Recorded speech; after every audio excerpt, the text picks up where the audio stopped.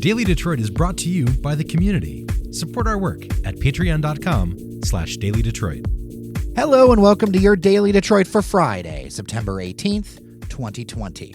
Today's show is in three parts. First, some updates around town. Then, former First Lady Michelle Obama is collaborating with a Detroit native, Melissa Butler, and she's also the founder of the Lip Bar. Their goal? To increase voter registration, get voters to the polls, and change the culture around voting. Melissa joins me to talk about the program.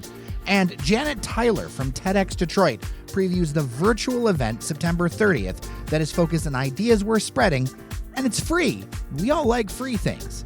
So from Detroit's beautiful tree-lined North End neighborhood, I'm Jer Stays, and this is your Daily Detroit.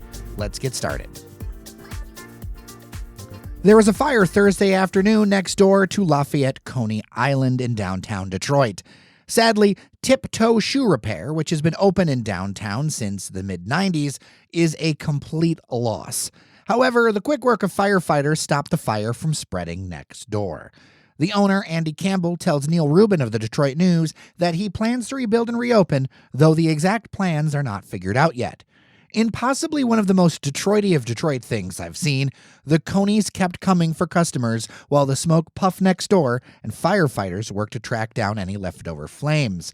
I put some pictures of this up on our Daily Detroit Facebook page. Staying in downtown Detroit, the old Detroit Free Press building begins a new chapter as apartments this week. Built in 1925, the 14-story, 250,000-square-foot building has sat empty for more than 2 decades. It's now called Press 321, with 105 apartments ranging from studios to 3 bedrooms. The starting price on a studio in this development is just under $1,000 a month and includes stuff like what Bedrock, the developer, says is the Midwest's first fully automated parking system, and there's also a rooftop pool with a sun deck. Plus, and of course I checked because I'm a dog person, they're pet friendly. I'll put a link in the show notes to some of the photos. It's pretty neat to see this one come back to life. It has been sitting vacant since I was in high school. And finally, up in downtown Royal Oak, construction has started on the new Baker College building on the former site of a funeral home. It'll be located at 420 South Lafayette, and when completed, there will be 17 new classrooms and more than 60 on-site parking spaces. Originally, the plan for the building was to cost around $27 million and for construction to start in May. Obviously, it's mid-September now, so pandemic pushed those timelines back a little bit. I'll add here that a college building with the address of 420 will entertain students for many years to come. What happens when a former First Lady, namely Michelle Obama, and a Detroiter get together? Well, in this case, a cool thing to help get out the vote. So joining me on the line is Melissa Butler, founder of the Lip Bar. How has business been impacted by the pandemic and everything? Honestly, business has been good, considering that we are a makeup company, and makeup is typically reserved for the moments when you leave the house and people haven't been going too much of anywhere. And when they do, they're leaving with a face mask on. You know, things could have been much worse. That could have been really detrimental to the business. But honestly, we're in a growth season and I'm super excited about it. We have been focusing on simplifying the makeup process for our customers, making it as easy as possible for you to understand which shades work for you and making products that are easy to use. So I think our customers really resonated with that value proposition. And, you know, the Lip Bar has always been more than just a makeup company. We're really a source of empowerment for our customers. Our tagline is like, we're the place where you are enough. So we remind people to step into their full selves and their whole selves. And I guess someone on Michelle Obama's team found that to be an inspiring message. And, you know, as a part of some of our other initiatives that we've done in the past, because we've always had our hand in a little bit of social impact, they reached out and they were like, you know, we want you all to help us encourage people to register to vote. And we were like, we're totally down. We're actually already working on a voter initiative.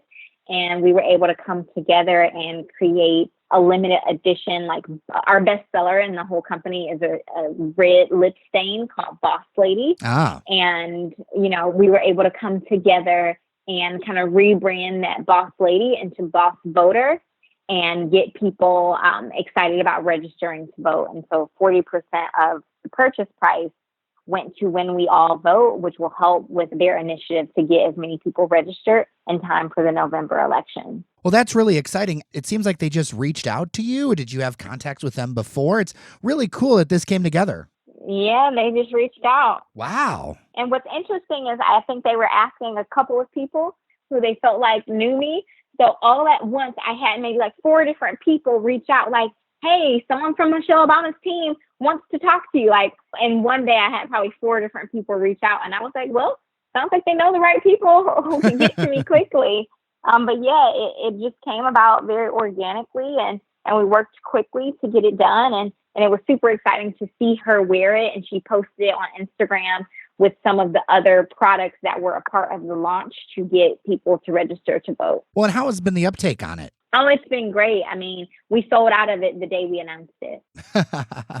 Well, then in that case, is there a way that people can still get involved with this kind of stuff? Because, I mean, I went through the line. I mean, there's some great colors on there. I know that your work comes really well recommended, in the Detroit community. If people don't remember, your flagship store is actually in the city of Detroit as well. Yeah, so we have a store downtown Detroit right behind the Shinola Hotel.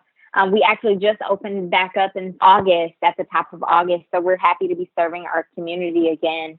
The color that we created to help remind people to register to vote, again, it's called Boss Lady. And so that is still our number one seller. That's in stock. So if you want the color that's worn by the former First Lady Michelle Obama, you can totally go to our website, thelipbar.com, or go to our flagship store, which is downtown, and get that amongst a variety of other products that we carry. We have like 120 SKUs.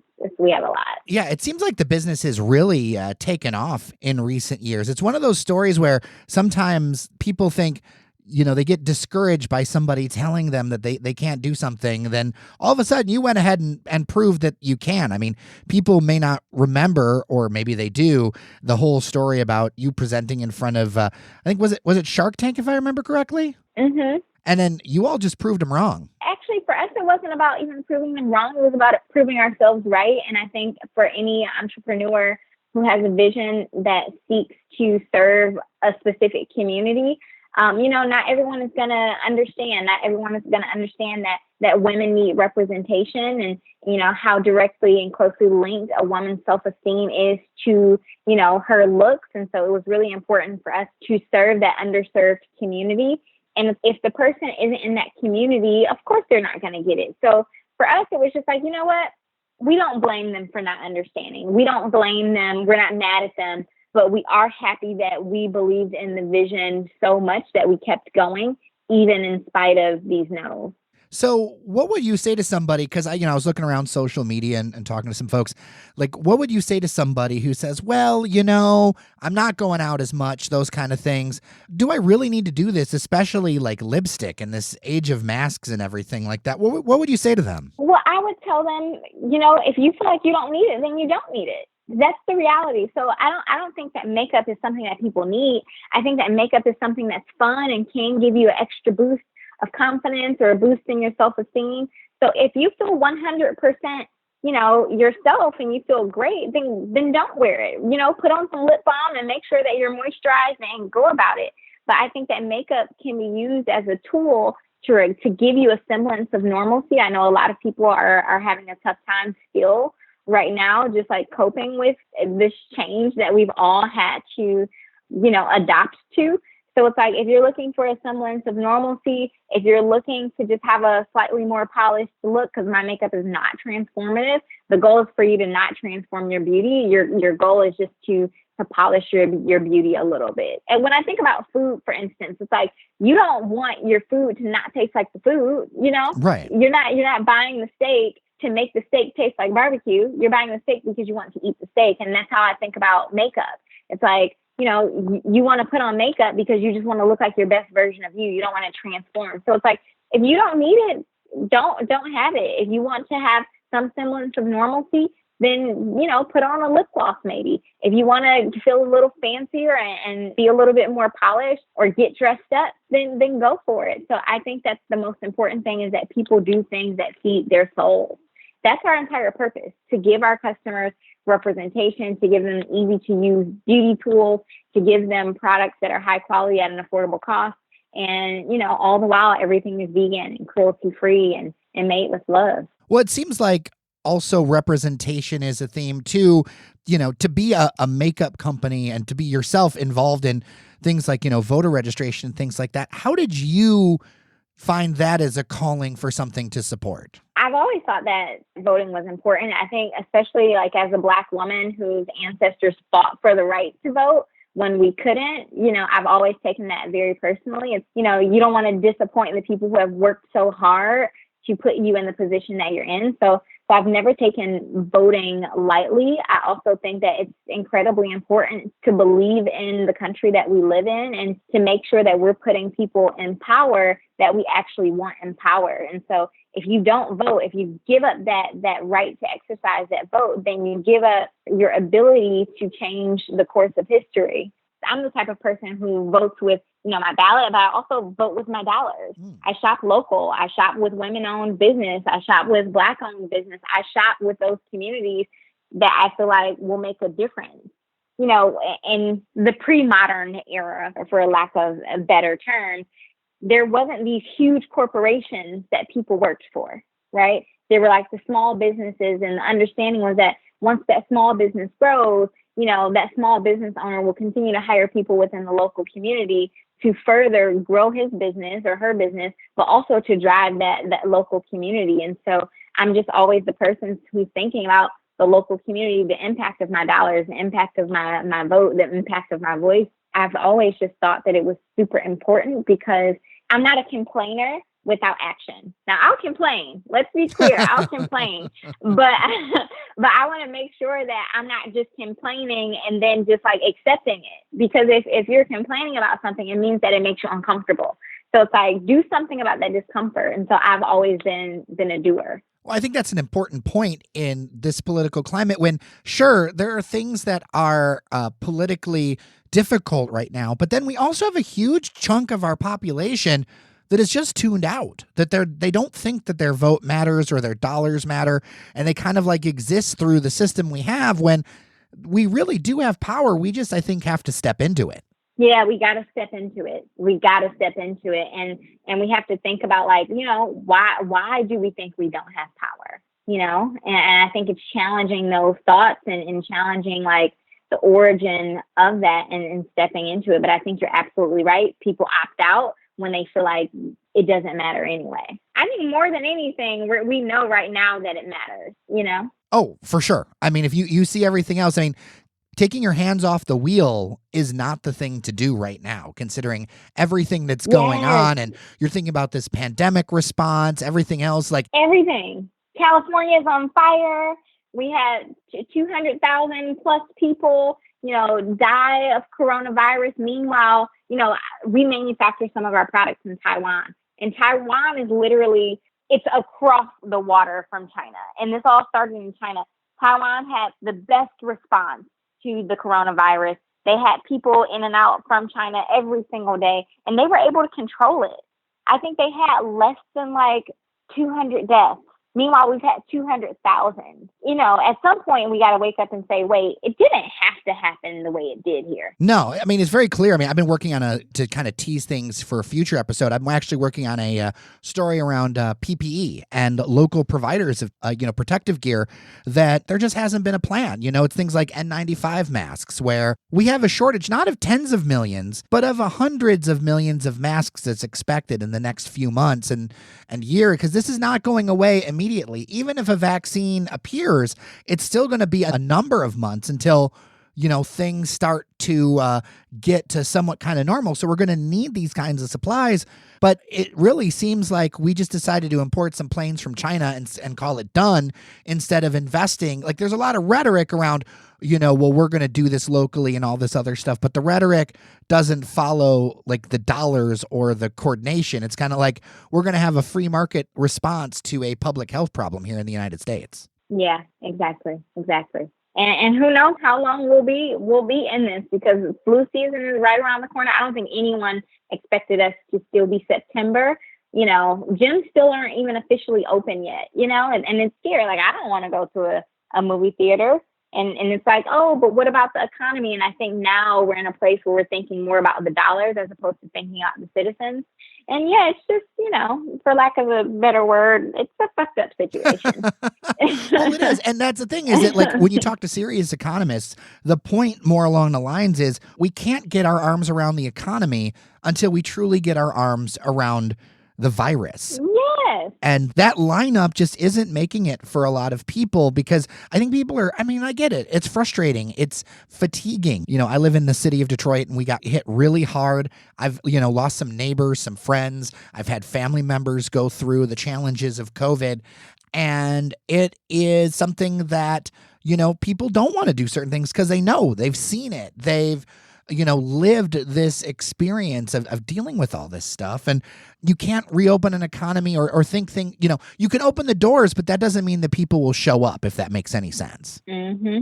Yeah, that's exactly it. Have you found any of that in your retail situation? How was it getting your store ready to come back open? Because you said that it reopened pretty recently. Oh, it was tough. It just opened a month ago and we waited. We weren't in a rush to reopen just because our space is really small, but we made sure that we educated our customers and made sure that we were keeping their safety as number one, not the money. And so we don't know if the store is going to be viable in a year, if it's going to make sense financially. But, right now we're willing to test it out. Well, I think that's the whole thing. I think there was a statistic I saw just the other day that Yelp was saying that 60% of the closures are permanent for these different restaurant locations and other kinds of stuff that is basically reviewed on Yelp. And it's just kind of a stunning statistic, and thinking about the response. And if we had embraced things a little bit quicker, maybe we wouldn't have lost so many businesses. Exactly. So I'm happy that we're still here and we're still making it work. And I'm thankful for the customers and even for this interview. And I thank you for your time, Melissa. I really appreciate it. Great to talk to you. Melissa Butler from the Lip Bar. Thank you so much. I appreciate you. Thank you. Well, the pandemic has changed lots of things, but one thing that is persevering, although a little bit different, is TEDxDetroit. Joining me on the line to talk about this conference where ideas are worth sharing and spreading is Janet Tyler. She is an executive producer with the event. Welcome to Daily Detroit. Hello. Thanks for having me. So first off, I got to ask, why did you get involved with TEDxDetroit? Oh, I love that question. Well, I was born in Detroit, so there's that. And I was really getting kind of, I'm not going to lie, I was getting a little ticked off that Detroit was taking our licks in the national media. I was on the PR scene at the time for public relations and, obviously very attuned to the negative media coverage that Detroit was getting. And I just didn't see all of that at the time and really wanted to join a fight to spread some positive news and ideas and inspiration coming from our city. I actually went to grad school with Terry Bean, one of my fellow executive producers who knew Charlie Wahlberg. They'd had 1 year under their belts, and I just decided to join forces with them and make TEDxDetroit, I guess, bigger and badder than it was. I'd like to, if you can, a little bit, share the kinds of speakers and things that are involved with it, because the project has kind of evolved over the years. And if some listeners may know, because I actually met some of our listeners at the event last year, we actually had a little thing downstairs at the Masonic Temple. It was really fun to do that. Mm-hmm. But the event has evolved over the years, and it's gotten larger and more involved. So, coming up to this year, which we're going to talk about in a minute and how it's different, how has it changed, and what are you kind of most proud of over the last time? I'd like to think that we've had some small part in some of the renaissance of Detroit, although I'm not naive. I know that there are many forces at play. But there was a time in the beginning, number one, the first TEDxDetroit wasn't even in Detroit. We had it at Lawrence Tech. And then from the second year on, which would have been somewhere around 2010, we've always been downtown and kind of have rotated the venues. So you mentioned the Masonic, we've been at the Fox, we've been at the DIA, the Gem, really shining a light on all of these beautiful theaters that we have in our city. And at some points we were as, small as maybe 400 or 500 people. And then, last year pushing more like 2,500 people. We've really scaled the event to share these inspirational stories and amazing ideas with as many people as we can. And now we've also added live streaming in the last few years to the event, as well as media folks like yourself podcasting live from the event, and, a full lab experience where people can get their hands on some of these technologies that we're talking about, but they can actually lay hands on them. And I think in the area that you were at, the Masonic, there was probably even some shopping that we've added in, highlighting local Detroit artisans and vendors where they could sell their wares as well. So it's really become this day-long kind of a festival, a cacophony of ideas and stimulation and just excitement for our city. And it's really a point of pride, I think, for all of us that have been involved since the beginning for how far we've taken the event. So wrenches were thrown in these plans this year. So what does this year's event look like, to say the least? What does this year look like? And then also, as a heads up, the date this year is a little bit different than last year, but it's closer to the original date. Can you kind of walk that through for us? Yeah. So, usually we are in, somewhere late September to the first 2 weeks of October is usually the strike zone for TEDxDetroit, at least it's been for the last several years. Last year, we were a little bit late to the game just in booking our venues. So it was, as you mentioned, early November. But this year, we're getting back into kind of the regular TEDx calendar.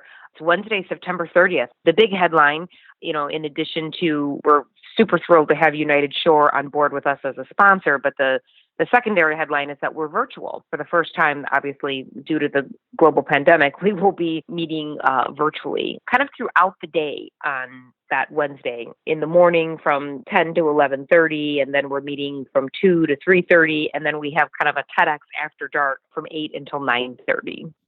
Well, one of the things I like about that is, and this is going to reveal just how nerdy I am. I really enjoy things like lectures and hearing different ideas, even if I don't agree with them. And what I like about this format is that you're going to be able to check in on things, take a little break, go in, go out, that kind of stuff, because, it is a big ask, especially, with everybody's got everything going on, to get every single session in. I'm especially thinking about folks involved with us who are parents, right? They might be able to take one or two of those sessions in or be able to schedule around. So I think that's a really different way, but interesting way to look at it. 100%. And in fact, we really thought about that as best as we could. And so people have been asking, why so late, 8 to 9:30 at night? And that really is to accommodate our parents, to give, time for the kids to get settled. And, maybe they may be able to watch that 90-minute segment versus in the middle of the workday. Yeah. Everyone is just so time compressed and also virtual. I mean, we couldn't ask people to sit through a 9-hour day like we normally would with TEDxDetroit, because you have that, you take a break, you meet somebody you haven't seen in 5 years, and you go have a coffee in the middle of the TEDxDetroit event or whatever. Those kind of spontaneous networking things are not going to happen. But we're going to try to bake in some of that time so that people still can network. It's just going to be in a virtual setting and a little bit different than what you've been used to if you've attended TEDxDetroit in the past. And if you haven't, come check us out virtually. This is a great way. Number one, it's free. Normally, a ticket is somewhere between the neighborhood of $75 to $125, depending upon when you purchase it. So this is a good time to just dip your toe in and check it out. Well, we talked about the nuts and bolts. Let's talk about who exactly is going to be there. Can you talk about a few of the presenters, folks that we can look forward to hearing from? Sure, absolutely. Last night, I had the privilege of working with Al Jean, who is an Emmy award-winning producer and best known for his work on The Simpsons, and is a Detroiter at heart. Actually went to Harrison High School, I think in Farmington, which is now closed. But his talk is really about, the heart and the humor behind the creation of The Simpsons. It's really, really good and funny. So I'm really looking forward to that. He'll be in the afternoon segment. Jillian Blackwell, who is with Amazon, is really going to be talking about green and clean technologies. We have Yalitza Jean Charles, who's the founder and CEO of Healthy Roots Dolls, which are dolls for and with girls of color to really empower young girls to represent the beauty of their own diversity. So beautiful curly-haired dolls, and her story is super inspiring. It's a broad mix, and then we're bringing back some people that may have been your favorites from prior years. Because we're virtual, we can do that. So we're bringing J. Chris Newberg back, Kari Turner, the executive director for the Coleman A. Young Foundation, Dr. Paul Thomas from Plum Health, Andy DiDeRossi from the Detroit Bus Company, all of these, amazing speakers that we've had in the past that the committee went back and said, oh, that person was one of our favorites. Let's bring them back and see what they're doing today. What are they up to? Where are they now, I guess is a better way of saying it. Yeah, for sure. I would be remiss if I didn't give a shout out to Dr. Paul, as he is a regular guest here on the podcast, helping us through this coronavirus crisis. So it's really exciting to hear all those different things, all those different people, different backgrounds. And of course, the great thing is it's free, so you cannot beat that price. That's right. Go to TEDxDetroit.com and sign up, even if you only join us for one of the segments. We'd love to have you, and we'd love to see you there. Well, thank you so much for your time. That's Janet Tyler from TEDx Detroit. Talk to you soon. Thank you so much. Appreciate your time today.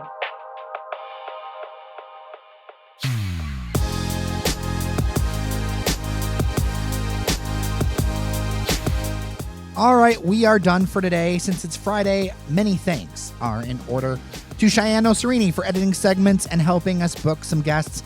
We have some great conversations ahead for you, as well as some good stories.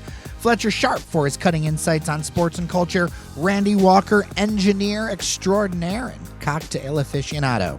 A quick shout out to Devin O'Reilly, man about town, who just got married. I hope for many years of happiness with your new bride.